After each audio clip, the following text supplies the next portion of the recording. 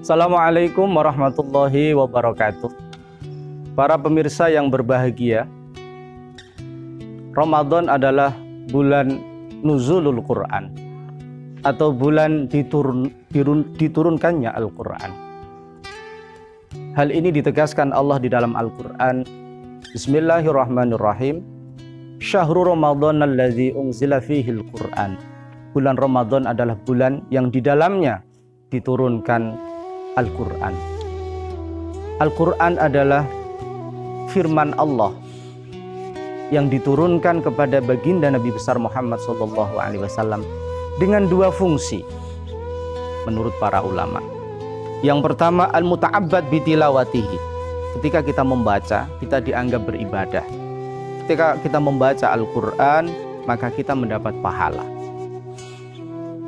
Sehingga Rasulullah Muhammad SAW bersabda, al-mu'min alladhi yaqra'ul Qur'an kamithlil utrujah rihuha thayyibun wa ta'muha thayyibun. Orang mukmin yang membaca Al-Quran seperti praktek kita tadarus Al-Quran itu laksana buah delima, baunya sedap, rasanya juga sedap. Sedangkan orang mukmin yang tidak membaca Al-Quran seperti buah korma, rasanya sedap tapi baunya tidak sedap.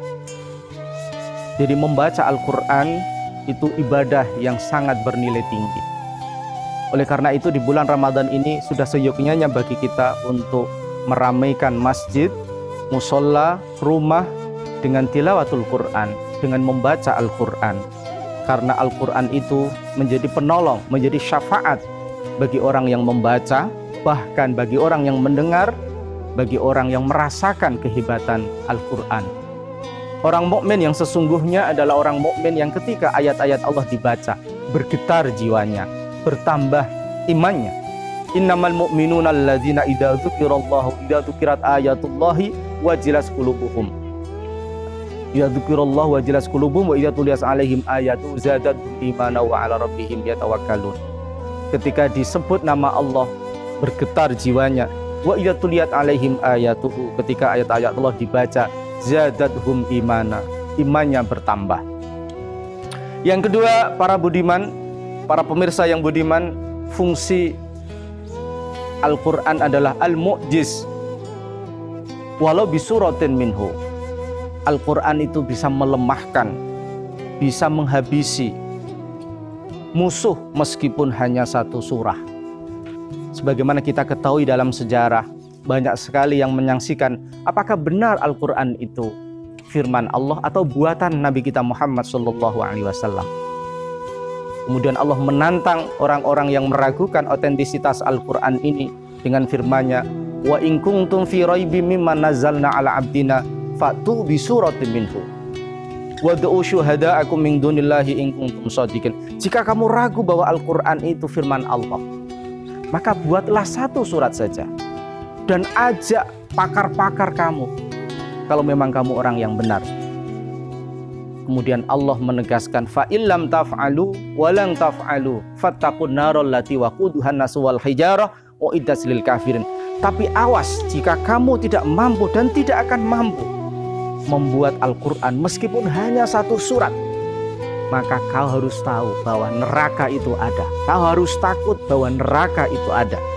Dan bahan baku neraka adalah manusia. Salah satunya adalah manusia. Sehingga jika kamu tidak mampu membuat satu surah dari Al-Quran, maka cepatlah beriman kepada Allah. Cepatlah jalankan ajaran-ajaran Allah biar kau selamat dari siksa neraka. Ini hanya satu saja kemampuan Al-Quran untuk membuat lawan-lawannya tidak berkutik.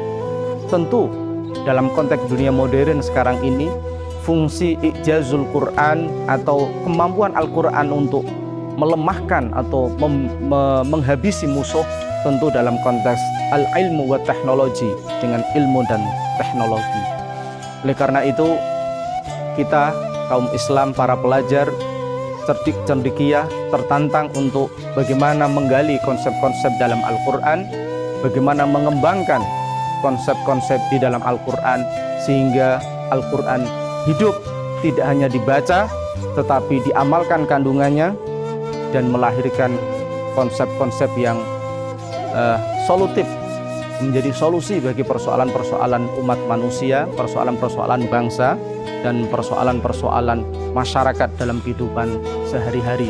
Semoga kita semakin mencintai Al-Quran, semakin rajin membaca Al-Quran, semakin rajin untuk memahami kandungan Al-Quran, dan lebih dari itu semakin rajin mengamalkan dan mengembangkan konsep-konsep yang dinamis, konsep-konsep yang progresif dan solutif dalam Al-Quran, sehingga kita termasuk hamba Allah yang baunya wangi dan rasanya wangi, yang insya Allah akan berkumpul dengan orang-orang yang soleh, khususnya di akhirat kelak. Wallahul muwaffiq ila aqwamit thoriq. Assalamualaikum warahmatullahi wabarakatuh.